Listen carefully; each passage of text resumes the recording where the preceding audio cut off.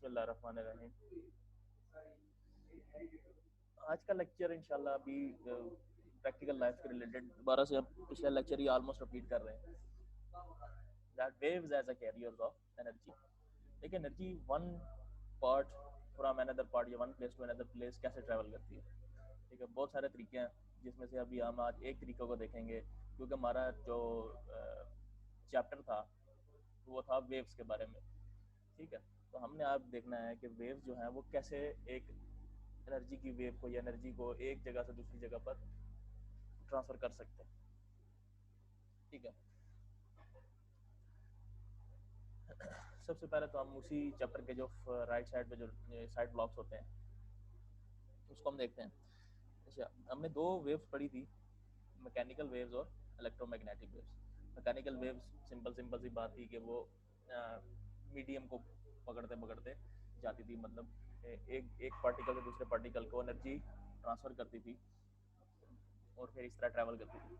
लेकिन electromagnetic field के अंदर दो एस्पेक्ट्स हैं उसके, वेव के दो एस्पेक्ट्स हैं उसके, जिसका नाम के अंदर ही गिवन है इलेक्ट्रो एंड मैग्नेटिक, यानी कि एक इलेक्ट्रिकल पार्ट है और एक मैग्नेटिक पार्ट है उसका। ठीक है, तो उसमें दो फील्ड्स हो गई, एक इलेक्ट्रिक फील्ड है और एक मैग्नेटिक फील्ड है। फील्ड हम आगे इंशाल्लाह अभी इसको बड़ा ही डिटेल में पढ़ेंगे व्हाट इज़ फील्ड, लेकिन फिलहाल आप लोग इतना माइंड में रख ले कि जो इलेक्ट्रिक फील्ड होती है और मैग्नेटिक फील्ड होती है आपस में हमेशा 90 डिग्रीज पे ही होती हैं हमेशा। ठीक है, ये हम आगे पढ़ेंगे भी कैसे होता है। और अगर वेव्स की बात करें तो इलेक्ट्रोमैग्नेटिक वेव्स के अंदर भी यही सिनेरियो है कि इलेक्ट्रिक फील्ड और magnetic field those are always perpendicular to each other, या फिर एट 90 डिग्रीज एंगल दोनों इस तरह पे हों। अच्छा, एक छोटा सा राइट साइड पे क्वेश्चन था कि do mechanical waves pass through vacuum that is empty space. ठीक है, इसका आंसर ये मैंने लिख दिया,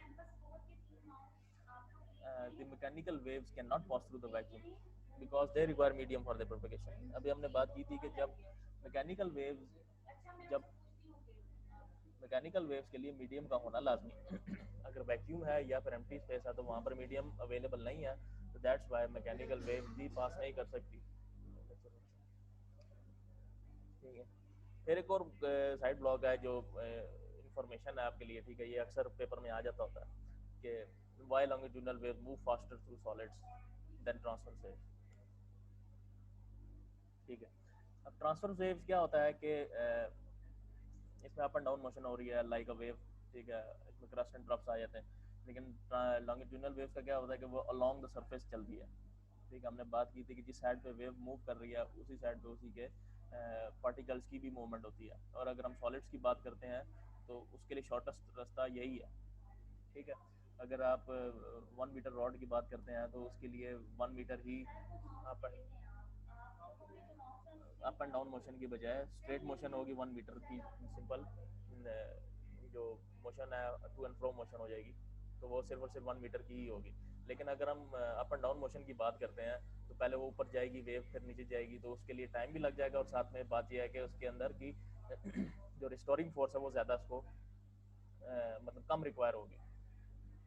ठीक है, लॉन्गिट्यूडनल वेव्स के मामले में क्या बात मैंने की थी कि जब वेव की डायरेक्शन और जो अंदर के जो उसके एटम्स हैं या उसके जो मॉलिक्यूल्स होते हैं किसी भी मेटल के, अगर मैं मेटल की बात ही करता हूँ 1 मीटर रॉड की, तो वहाँ पर क्या हो गया कि बिल्कुल अलोंग द सरफेस आपका मूव करेगा। जहाँ पर वेव मूव कर रही है, वेव भी अगर फॉर एग्जाम्पल लेफ्ट से राइट मूव कर रही है तो उसके जो पार्टिकल की मूवमेंट है वो भी लेफ्ट से राइट ही मूवमेंट है उसकी। ठीक है, दैट इज़ वाई कि वो उसकी स्पीड थोड़ी सी ज़्यादा होती है। लेकिन इसके पीछे जो अगर टेक्निकल रीज़न के पीछे जाएँ तो इसकी टेक्निकल रीज़न ये आपके सामने लिखी हुई है कि क्योंकि उसकी जो मोशन है वो अलोंग द सरफेस होती है, तो वहाँ पर उसको जो उसकी रिस्टोरिंग फोर्स है वो ज़्यादा एक्सर्ट होती है। दैट इज़ वाई कि वो अगर रिस्टोरिंग फोर्स जितनी ज़्यादा एक्सर्ट होगी उतनी ज़्यादा उसमें एनर्जी ट्रांसफ़र होने की ज़्यादा स्पीड हो जाएगी उसकी। ठीक है, इसी तरह अगर उसकी रिस्टोरिंग फोर्स कम होगी तो उतना ही लेट वो वापस अपनी मीन पोजीशन पे आएगा, फिर जिसकी वजह से उसकी जो स्पीड होती है from one point two another point वो स्लो हो जाती है। अच्छा, अब इसी तरह अगर हम वेव की बात कर रहे हैं कि from one place to another place wave move कर जाती है, तो अगर हम उसके ऊपर एनर्जी एनर्जी अगर हम उसके ऊपर सुपर इम्पोज करा दें या उसके ऊपर एनर्जी हम डाल दें वेव के ऊपर, तो क्या वो वेव उसको उठा के लेकर जा सकती है कि नहीं लेकर जा सकती? अभी हम इसका एक छोटी सी एग्जांपल पढ़ते हैं, ठीक है। मैं दोबारा से ये चीज़ रिपीट करता हूँ जिस तरह आगे, वेव एक जगह से दूसरी जगह पहुंच जाती है, from one place to another place propagate कर जाती है एक वेव जो है। अगर हम उसके ऊपर एनर्जी डाल दें या उसके ऊपर क्या कहते हैं एनर्जी की, जिस तरह गाड़ी के ऊपर नहीं चीज़ें डाल देते हैं लाद देते हैं, इसी तरह एनर्जी भी अगर उसी वेव के ऊपर अगर हम डाल दें तो क्या वो वेव उठा कर लेके जा सकती है उस एनर्जी को कि नहीं? ठीक है, सिंपल सी ये इसकी हम एक एग्जांपल देखेंगे, ठीक है। अब देखें जिस तरह हमने रोप की बात की थी शुरू शुरू में, जब हमने स्प्रिंग स्लिंकी की बात की थी कि जब हम स्लिंकी को ride to and fro motion उसको देते थे, ठीक है, टू एंड फ्रो मोशन उसको,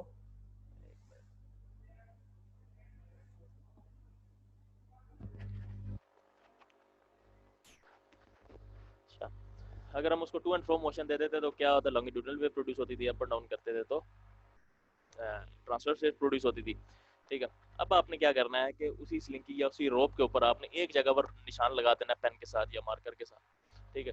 अब आप उसको मूव करेंगे तो आपको इजीली वो जो पॉइंट है वो मूव करता नजर आ जाएगा। इसका ये मतलब है कि जो आप एनर्जी एक पॉइंट के ऊपर अप्लाई कर रहे हैं वो उस निशान तक पहुंच रही है जहां पर आपने उसको मतलब निशान लगाया था।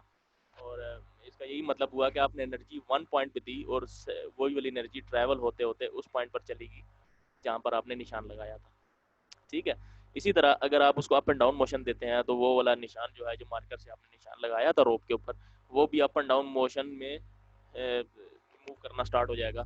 तो वहीं से हमें ये भी पता चल सकता है कि वो अप एंड डाउन मोशन इसी वजह से हो रही है क्योंकि हमने एक साइड पे उसको एनर्जी प्रोवाइड की या एक साइड पे हमने वेव प्रोड्यूस की, वेव के साथ साथ हमने एनर्जी भी उसको प्रोवाइड की, क्योंकि मेरी जो अप एंड डाउन मोशन है, ठीक है, जो मैं अपने हाथों से उसको मूव कर रहा हूँ, तो वो बेसिकली एक एनर्जी है जो मैं स्ट्रिंग के अंदर ट्रांसफर कर रहा हूँ, ठीक है। तो स्ट्रिंग के अंदर क्या हुआ कि वेव प्रोड्यूस हुई, वेव ने उसी एनर्जी को उठाया और साथ लेकर जाती रही। तो जहाँ पर वो, अब देखें जो आपने निशान लगाया था वो थोड़ा सा आगे करके लगाया था, तो वो ट्रैवल करते करते उस निशान तक पहुंची और वो निशान भी up and down motion show करने लग गया। तो जिसकी वजह से हमें क्या पता चल गया कि आपकी एनर्जी एक जगह से दूसरी जगह पर ट्रांसफर हो रही है, लेकिन किसके थ्रू हो रही है? क्योंकि वेव आपने प्रोड्यूस की तो वेव को पकड़ते पकड़ते वो एनर्जी पहुंच गई, ठीक है। अभी अगर आप एक साइड पे अगर आप रोप को अगर जोर से दबाएंगे तो उसका कुछ फायदा नहीं होगा, क्योंकि बेशक आप एनर्जी ट्रांसफर कर रहे हैं लेकिन आपने वेव प्रोड्यूस नहीं की, तो उसको एक जगह से दबाने से कोई फर्क नहीं पड़ रहा, ठीक है। इसीलिए क्या हुआ कि हमने वेव प्रोड्यूस की, वेव के साथ साथ हमने एनर्जी भी प्रोड्यूस कर रहे थे, तो क्या हो गया कि वेव के साथ एनर्जी भी ट्रैवल करने लगी, ठीक है। तो यहाँ से हमें क्या पता चला कि wave can be transfer from one place to another place in the form of wave. तो वेव के जरिए भी एनर्जी ट्रांसफर होती है, ठीक है। एक और छोटी सी एग्जांपल हम देखते हैं, इससे पहले एक एम्पलीट्यूड हम देख लेते हैं, ये वाली एक्टिविटी हम एंड पे देख लेते हैं, ठीक है। इसके बाद एक लास्ट लेक्चर हो जाएगा हमारा इसी चैप्टर का, चैप्टर हमारा एंड हो जाएगा, फिर उसके बाद नेक्स्ट चैप्टर स्टार्ट करेंगे, ठीक है। और ये काफ़ी ज़्यादा इंपॉर्टेंट है, ये जो मैं भी आपको पढ़ा रहा हूँ सारा अक्सर पेपर में आता है, ठीक है। डिफाइनिंग एम्पलीट्यूड का अभी हम देखते हैं कि एम्पलीट्यूड होता है क्या। बेसिकली एम्पलीट्यूड होता है किसी भी चीज़ की जो शिद्दत होती है या किसी भी चीज़ का जो मैग्नीट्यूड होता है, ठीक है। अगर हम वेव्स की बात करते हैं उसी मैग्नीट्यूड का हम एम्पलीट्यूड कह देते हैं, ठीक है। अगर मैं उसी की मिसाल लेते हुए आगे चलें कि जो अगर हमारे पास स्ट्रिंग है तो अगर हम उसको अप एंड डाउन मोशन देते हैं, ठीक है, अप एंड डाउन मोशन उसको हम देते हैं, तो वो उतनी ही डायरेक्शन, उतनी यानी कि फोर्स के साथ या उतनी शिद्दत के साथ मूव करती है जितनी हमने उसको फोर्स दी। अगर हम उसको फोर्स ज़्यादा देंगे, मैं यानी कि बहुत ज़्यादा अपना बाजू ऊपर लेकर जाऊँ और उतना ही ज़्यादा नीचे लेकर जाऊँ, ठीक है, और मतलब विगरसली या उसको बहुत ज़ोर से शेक करने लग जाऊँ, इसका क्या मतलब हुआ कि मैंने उसके अंदर वेव बड़ी प्रोड्यूस करने लग गया, ठीक है। इसका यही मतलब है, यानी कि इसका दूसरा मतलब यही है कि जितना मैं अगर उसमें जोर प्रोवाइड करूंगा या जितने भी उसमें फोर्स ज़्यादा मैं प्रोवाइड करता जाऊंगा, जितनी ज़्यादा मैं उसके अंदर हाइट या विड्थ देता जाऊंगा, उतना ही उसका एम्पलीट्यूड बढ़ता जाएगा। बेसिकली वही चीज़ है कि अगर आप उसको अप एंड डाउन मोशन दे रहे हैं, अगर ज़्यादा देंगे ज़्यादा एम्पलीट्यूड होगा, छोटा देंगे तो छोटा एम्पलीट्यूड प्रोड्यूस होगा, ठीक है। Amplitude is basically the magnitude of a wave, उसकी वैल्यू होती है वेव की कि कितनी हाई और कितनी लो जा चुकी है, ठीक है। तो वो दैट इज अ वैल्यू, ठीक है, रिप्रेजेंटेड बाय कैपिटल ए। ठीक हो गया। इसी तरह अगर एम्पलीट्यूड की सबसे बेहतरीन एग्जांपल ये है कि आपके घर के अंदर जो बिजली आ रही है या लाइट आ रही है, उसको हम कहते हैं कि हमारे पास 220 वोल्ट्स आ रही है, तो that is the amplitude of the voltage, ठीक है। वो सिर्फ एम्पलीट्यूड होता है उसका, ठीक है। नेक्स्ट चलते हैं। अब हम वाटर की बात करते हैं कि वाटर एक मीडियम है, ठीक है। उस मीडियम के अंदर अगर हम वेव प्रोड्यूस करते हैं तो क्या वो मीडियम एक एनर्जी या एक साइड पे जो हमने एनर्जी प्रोड्यूस किया उसको क्या एक पॉइंट से दूसरे पॉइंट की तरफ लेकर जा सकता है या नहीं। ठीक है, अभी हम देखते हैं उस चीज़ को। अब देखें एक पॉन्ड है, या आप क्या करें ना कि घर के अंदर टब ले लें, उसके अंदर पानी वगैरह डाल के, तो एक साइड पे आप कागज़ का एक बोट बना के रखते हैं या कुछ भी करके, ताकि वो डूबे ना, इस तरह बना ले कि डूबे ना। तो उसको एक साइड पर रख ले और दूसरे कोने पर आप उसको पेंसिल के साथ या हाथों के साथ या कोई पत्थर वगैरह छोटा सा फेंक दे ताकि वेव प्रोड्यूस हो सके। ठीक है, अब वेव प्रोड्यूस होती है जहाँ जिस पॉइंट पे आपने डिस्टर्बेंस प्रोड्यूस किया वहां से वेव प्रोड्यूस होते होते आउटवर्ड्स निकलती जाएगी चारों साइडों पे। ठीक है, जब वो वेव प्रोड्यूस होती है और जब वो पहुंचेगी आपकी जो होम, जो आपके हैंडमेड जो आपने बोट बनाई है या फिर कोई और चीज़ आपने रखी हुई है, तो उस तक पहुंचेगी तो वो क्या डिपिक्ट करेगी, जो बोट आपने बनाई है क्या वो चलने लग जाएगी? बिल्कुल नहीं चलेगी, क्योंकि अगर आपने बिल्कुल अप एंड डाउन मोशन अगर आपने दिया है, अप एंड डाउन मोशन अगर आपने वाटर में दिया तो वो बोट भी अप एंड डाउन ही होगी। अगर आपने टू एंड फ्रो मोशन दिया है तो बोट भी आगे पीछे यानी कि to and fro motion depict करेगी।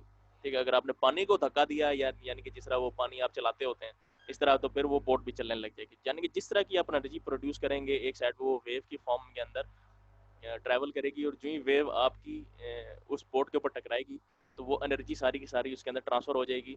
तो वो एनर्जी जिस तरह की आपने प्रोड्यूस की थी वैसी की वैसी एनर्जी वो शो करेगी। ठीक है, अगर आपने up and down energy produce की थी तो उस बोट ने अप एंड डाउन होना स्टार्ट हो जाना। अगर आपने लेफ्ट एंड राइट प्रोड्यूस की थी तो लेफ्ट एंड राइट होगा। अगर आपने उस पानी को डिस्प्लेस किया था यानी कि आपने पानी को धक्का दिया था तो बोट भी आपकी चलने लग जाएगी राइट साइड पे जिस साइड पे भी आपने धक्का दिया था। ठीक है जी, क्या एक छोटी सी बात थी, उसके बाद साइड ब्लॉक्स हैं छोटे छोटे। ठीक है, ठीक है, इसके बाद हम थोड़ा सा रिपीट कर लेंगे ताकि क्वेश्चंस वगैरह जितने भी हैं वो आपसे किए जा सके। कि एक छोटा सा बात उसने लिखी, the activity shows that water waves like other waves transfer energy from one place to another without transferring matter. इसका ये मतलब है कि पानी एक जगह से दूसरी जगह नहीं जाएगा, लेकिन वो energy in the form of waves पानी के अंदर वेव प्रोड्यूस होंगी और वेव वो एनर्जी लेकर जाएगा, बजाय इसके कि पानी वो सारा पानी उठ के चला जाए वहां पर और वो डिस्टर्बेंस प्रोड्यूस करके आए, ऐसी बात नहीं। ठीक है, इसी तरह इसकी एग्जांपल एक और है अर्थक्वेक की। अर्थक्वेक का जो एपी सेंटर होता है जिसको हम बात करते हैं कि उसका सेंटर ये था, तो इतने जलजले के जो रेक्टर स्केल है यहाँ पर हमें महसूस हुए इसके। बेसिकली यही होता है कि जो एपी सेंटर होता है वहाँ पर डिस्टर्बेंस प्रोड्यूस होती है। ठीक है, तो वेव के अंदर जो अर्थ है उसके अंदर वेव प्रोड्यूस होती है, तो वो वेव वो वाली एनर्जी उठाकर दूसरी जगह पर लेकर जाती है जिसकी वजह से हमें अर्थक्वेक महसूस होता है, फील होता है। ठीक है, वो उस वेव को साइज्मिक वेव्स कहते हैं। ठीक है, वो भी यही होता है कि एपी सेंटर से एनर्जी को उठाकर दूसरी जगह पर लेकर जाता है जिसकी वजह से पूरी की पूरी जमीन हिल जाती है। वही एनर्जी क्या होती है, ट्रांसफर हो जाती है from one place to another in the form of waves. अभी हमें वेव्स के बहुत सारे एस्पेक्ट्स पता है, उसकी एम्पलीट्यूड होता है, उसका फ्रीक्वेंसी है, उसकी वेव लेंथ है, तो उसका टाइम पीरियड है, ये सारी की सारी चीज़ें हमें पता है। तो हम उसको देखते हुए उसको पढ़ते हुए हम उसके बहुत सारे एस्पेक्ट्स को हम देख सकते हैं कि उसने कितना डैमेज किया, उसका रेक्टर स्केल क्या था, उसका डेप्थ कितनी थी, ये सारी की सारी चीज़ें हम अर्थक्वेक की प्रोड्यूस जब अर्थक्वेक आता है तो ये हम इजीली फाइंड कर सकते हैं। ठीक है, और दूसरी बात ये है कि अगर हम फ्रीक्वेंसी अगर ज़्यादा प्रोड्यूस करना चाहते हैं तो उसके अंदर एनर्जी भी ज़्यादा हमें चाहिए होगी। ठीक है, ज़्यादा फ्रीक्वेंसी का मतलब है कि हमें ज़्यादा एनर्जी उसके अंदर रिक्वायर होगी। तो इसीलिए जब ज़्यादा एनर्जी की बात करते हैं तो वो ज़्यादा दूर तक जा सकती है।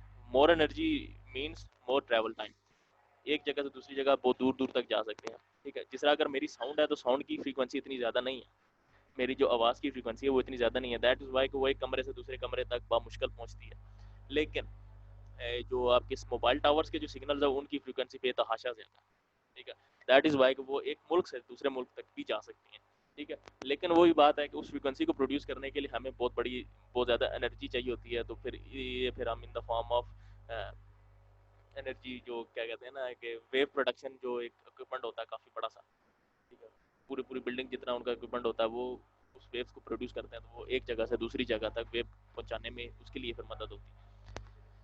ठीक है, तो अगर लो फ्रिक्वेंसी है तो लो एनर्जी चाहिए होगी, लेकिन फिर उसका वही बात है कि डिस्टेंस भी उसका उतना ही कम होगा। ठीक है, और जितना डिस्टेंस भी कम होगा और उसके अंदर एनर्जी भी कम ही होगी। ठीक है, अभी हम आ जाते हैं वेव के रिलेशन के ऊपर, के वेव कैसे, वेव के जो बीच की जो चीज़ें हैं, टेक्निकल चीज़ें हैं या मैथमेटिकल टर्म्स हैं, वो क्या है।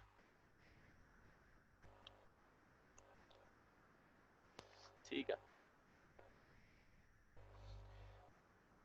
अभी हमने देखा कि वेव अगर एक जगह से दूसरी जगह ट्रांसफर करती है तो उसकी कोई ना कोई वेलोसिटी होगी।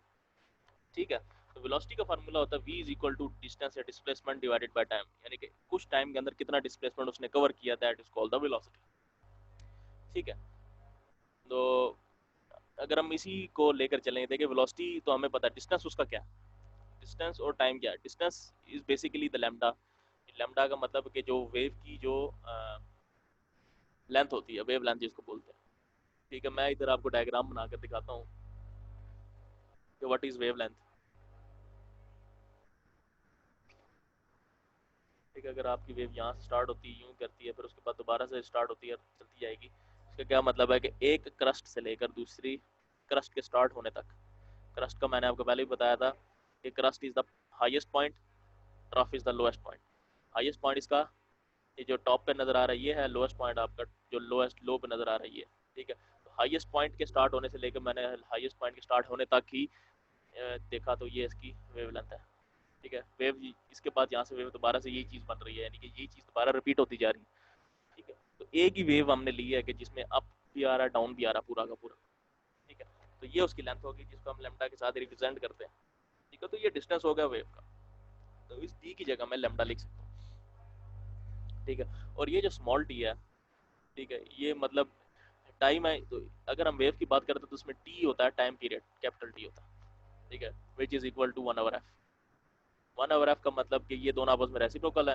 Frequency and time period are reciprocal to each other, हमने पिछले लेक्चर में ही बात की थी इसकी भी, कि time period is reciprocal to frequency. तो हम दोनों को इसमें अदल बदल कर सकते हैं। अभी हम इसको स्टेप बाय स्टेप देखते हैं कि ये सारी की सारी चीज़ें कैसे इम्प्लीमेंट हो रही हैं।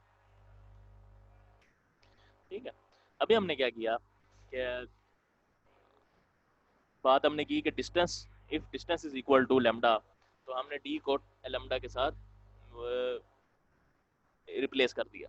इसी तरह जो बॉटम पे या डिनोमिनेटर में जो स्मॉल टी है, उसको हम अगर टाइम पीरियड कह देते हैं तो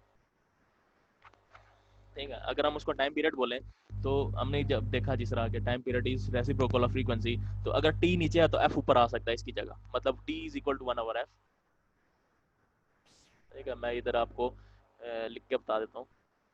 p is equal to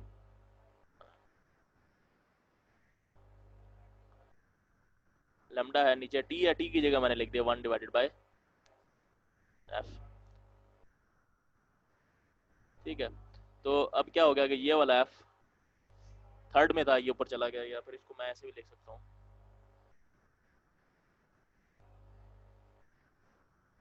lambda divided by 1/f।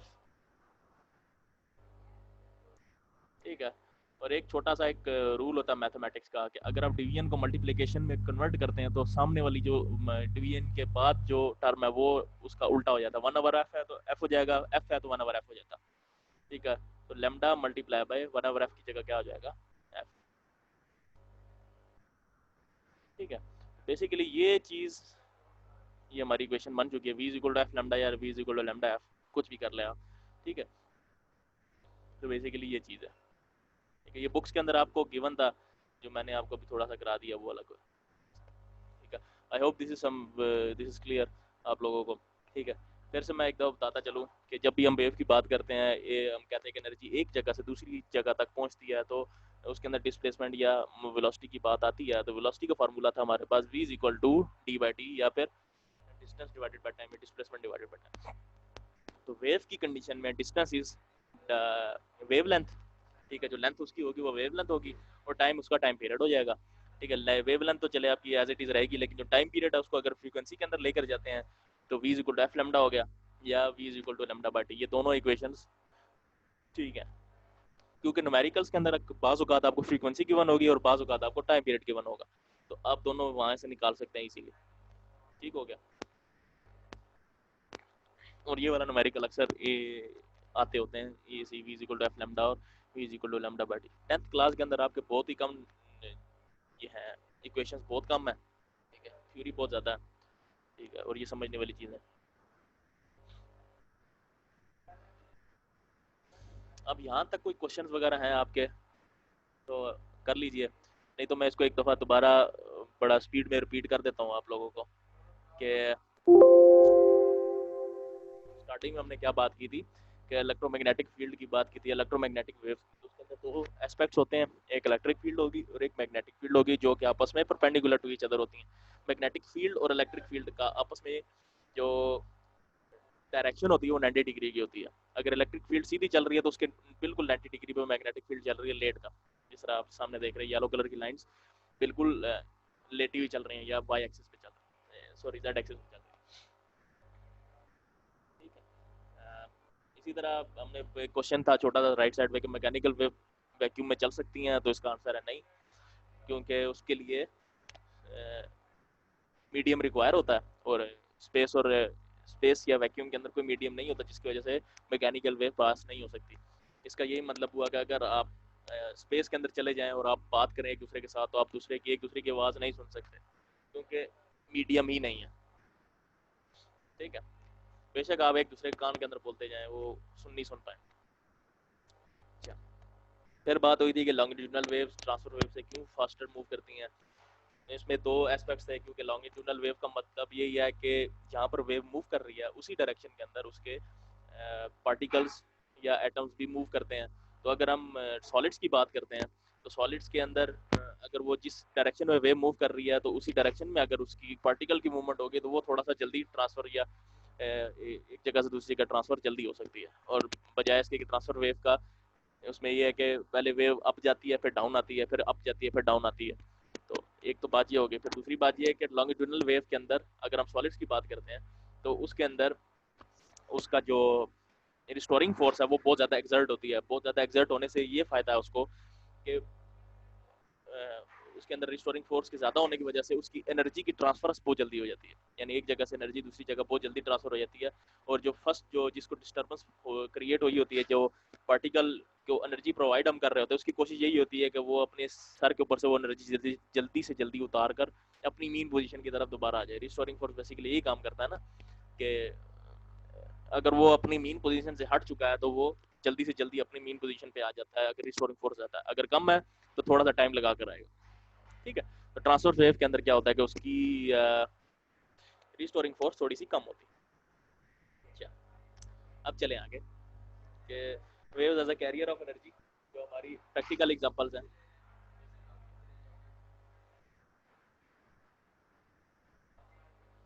अब waves as a carrier of energy हमने बात की थी कि एनर्जी कैसे ट्रांसफर होती है from one place to another. हमने बात की कि वेव भी उठा के लेकर जा सकती है एक जगह से दूसरी जगह, ठीक है। तो इसकी हमने एक एग्जांपल दी थी कि अगर हम रोप को एक साइड पर पक्का बांध ले दीवार के साथ और दूसरी साइड से अगर हम उसको शेक करें तो वो वेव प्रोड्यूस होती है, ठीक है। अब हम क्या करते हैं कि एक साइड पर उसको कहीं पे भी मार्कर से निशान लगा देते ताकि हम उसको देख सकें आया कि वो वाला निशान जो है वो हिल रहा है कि नहीं। तो हम उसको दोबारा से मूव करेंगे अप एंड डाउन, तो हम देखते हैं कि जो मार्कर का निशान जो हमने लगाया था वो भी मूवमेंट कर रहा है, उसी डायरेक्शन में मूव कर रहा है जिस डायरेक्शन में हम उसको मूव कर रहे हैं। अप एंड डाउन कर रहे हैं तो अप एंड डाउन करेगा, लेफ्ट एंड राइट कर रहे हैं लेफ्ट एंड राइट, उसने मूव करना स्टार्ट हो जाना है। इसका यही मतलब है कि जिस डायरेक्शन में मैंने एनर्जी प्रोवाइड की थी उसी डायरेक्शन में वो एनर्जी प्रोड्यूस भी हो रही है उस पॉइंट पर जहाँ पर हमने निशान लगाया था। लेकिन देखें उसको लेकर कौन जा रहा है, एक एनर्जी को वहाँ दूसरी जगह तक एनर्जी को लेकर कौन जा रहा है। तो ये हमने देखा कि जब वेव प्रोड्यूस हो रही है एक जगह से दूसरी जगह तक, तो वो वेव उसको उठा कर लेकर जा रही है एनर्जी को। तो इधर से हमें पता चल गया कि एनर्जी एक जगह से दूसरी जगह पर ट्रांसफर हो रही है, लेकिन वेव्स के ऊपर चढ़कर या वेव को कॉरियर बना के या कैरियर बना के, ठीक है। तो wave as a carrier of energy, यानी कि वेव एनर्जी को उठा सकता है एक जगह दूसरी जगह लेकर जा सकता है। फिर बात हुई एम्पलीट्यूड की। तो एम्पलीट्यूड बेसिकली होता है कि वो वेव कितनी ज़्यादा शिद्दत से मूव कर रही है। उसका एम्पलीट्यूड का मतलब उसकी जो वेव का मैग्नीट्यूड होता है बेसिकली वही है कि वेव कितनी ऊपर जा रही है, वेव कितनी नीचे जा रही है। ज़्यादा ऊपर जाएगी तो मैग्नीट्यूड उसका ज़्यादा होगा, वेव थोड़ी सी नीचे जा रही है, थोड़ी सी नीचे जा रही है या थोड़ी ऊपर जा रही है तो उसका मैग्नीट्यूड कम हो जाएगा, ठीक है। इसकी मैं एक डायग्राम बनाकर दिखा देता हूँ आप लोगों को, थोड़ा सा क्लियर भी हो जाएगा, ठीक है। कि अगर मैं इस वेव की बात करूँ, रेड कलर से बना रहा हूँ, ठीक है। इसका कुछ मैग्नीट्यूड है और मैं अभी येलो से बनाने लगूँ। ठीक है,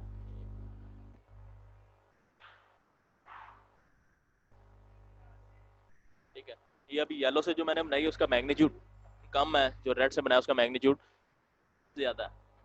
अब दोनों की वेवलेंथ एक जितनी है, दोनों की फ्रीक्वेंसी एक जितनी है, लेकिन फर्क किस में आ गया, मैग्नीट्यूड के अंदर या उसके जोर के अंदर फर्क आ गया, दैट्स इट। ठीक है, यानी कि जितनी हाइट उसकी ज़्यादा होगी उतना उसका एम्पलीट्यूड ज़्यादा है, जितनी उसकी हाइट कम है उसका उतना एम्पलीट्यूड कम है।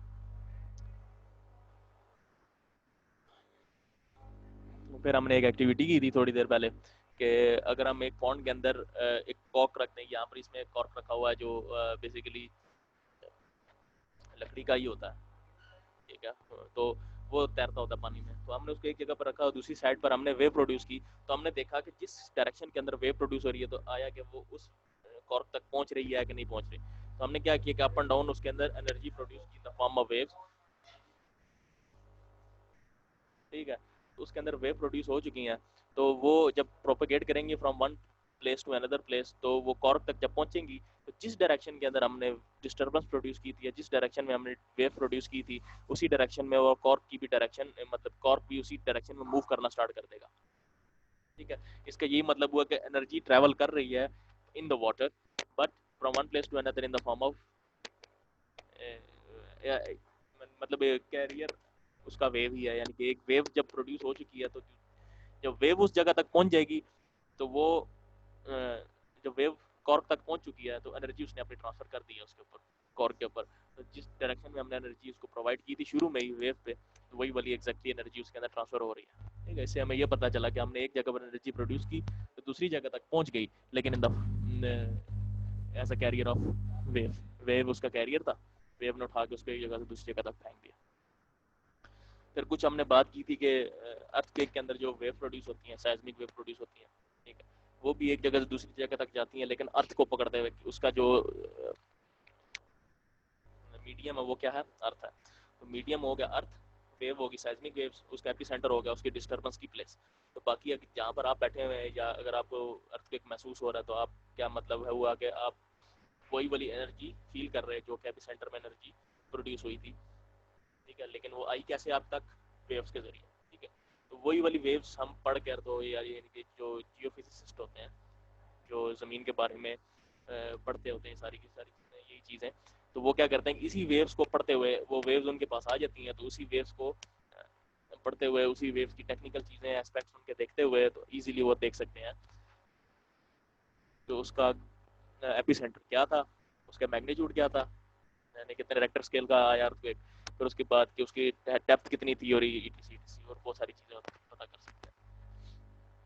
और दूसरी बात यह कि अगर हाई फ्रिक्वेंसी वेव की बात करें, तो उसको प्रोड्यूस करने के लिए ज़्यादा एनर्जी चाहिए होती है, और लो फ्रिक्वेंसी वेव को प्रोड्यूस करने के लिए लेस एनर्जी रिक्वायर होती है।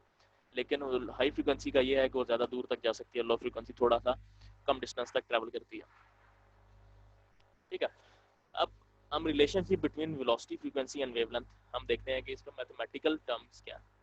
ठीक है, तो वेलोसिटी और इनका सबके साथ, यानी कि वेव के साथ क्या लेना देना है। जब हम बात करते हैं कि एनर्जी एक जगह से दूसरी जगह ट्रैवल हो रही है, तो उसका क्या मतलब है कि उसके अंदर वेलोसिटी का कोई ना कोई रिलेशन है। तो वेलोसिटी का हमेशा हमें फार्मूला पता है कि velocity is equal to distance divided by time, या डिस्प्लेसमेंट डिवाइडेड बाय टाइम। ठीक है, तो अगर हम वेव की बात कर रहे हैं, तो उसमें डिस्टेंस या लेंथ होती है आपकी वेवलेंथ, और टाइम हो गया आपका टाइम पीरियड। ठीक है, तो हमने क्या कर दिया, डी की जगह हमने लैम्डा को पुट कर दिया, टी की जगह हमने टी को रहने दिया कि उसको हम टाइम पीरियड स्मॉल टी से या कैपिटल टी से हम कर लेते हैं। ठीक है, लैम्डा को हमने एज इट इज रहने दिया उसकी। अब देखें, हमें पता है कि टाइम का या टाइम पीरियड का रेसिप्रोकल होता है फ्रीक्वेंसी। तो 1/t यानी लैम्डा बाई टी है, तो हम टी को उठा के ऊपर लेकर जाके फ्रीक्वेंसी उसको बना सकते हैं, जिस तरह मैंने अभी थोड़ी देर पहले आपको बताया था कि time is a reciprocal of frequency. तो टाइम की जगह मैं फ्रीक्वेंसी लिख सकता हूँ, यानी कि टी अगर नीचे तो एफ ऊपर आ जाएगा, अगर एफ ऊपर होता तो टी नीचे आएगा।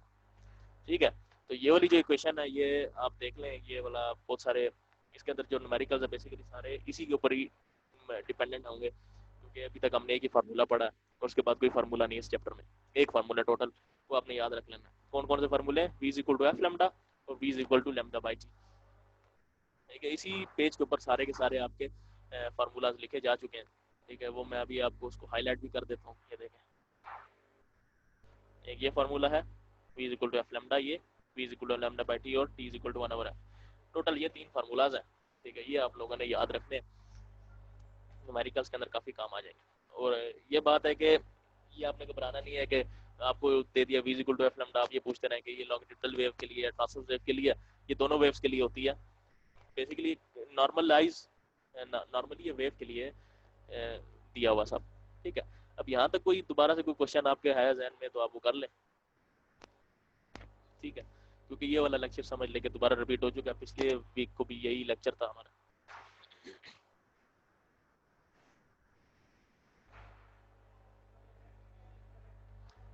नहीं बच्चे, लेमडा जो है,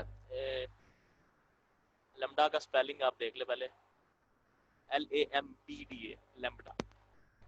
ठीक है, तो दूसरी बात ये है कि लेमडा की कोई स्पेसिफिक वैल्यू नहीं है। ठीक है, जिस तरह अगर मैं ये एक बनाऊं यहाँ पर,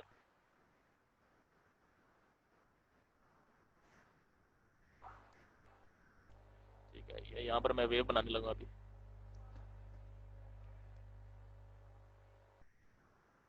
ठीक है, एक मैंने वेव ये बना ली, एक मैं बना रहा हूँ येलो कलर से वेव बना रहा हूँ ताकि थोड़ा सा क्लियर हो। ठीक हो गया। ठीक है, अब देखें जो रेड वाली का जो लेमडा होगा या लेंथ होगी, वेव की लेंथ होगी, वो देखें ये 0 पॉइंट से लेकर एक हाई पॉइंट आया, एक लो पॉइंट आया, फिर 0, फिर उसके बाद दोबारा हाई स्टार्ट हो रहा है। इसका क्या मतलब है कि यहाँ से लेकर यहाँ तक की जो वेव है वो रिपीट हो रही है, यानी कि लेंथ उसकी, एक वेव की लेंथ कितनी होगी, इतनी। ठीक है, तो ये इसका लेमडा हो जाएगा। इसी तरह अगर येलो की बात करें, तो येलो में यहाँ से लेकर यहाँ तक वेव रिपीट हो रही है, उसके बाद मतलब यहाँ से यहाँ तक की वेव है, फिर उसके बाद ये रिपीटिशन में आ रही है। ठीक है, ये वाली वेव उसके बाद दोबारा से ये सारी आगे रिपीट होती है। ठीक है, मैं थोड़ा सा कलर चेंज ले लूँ ताकि समझ आ जाए इसे।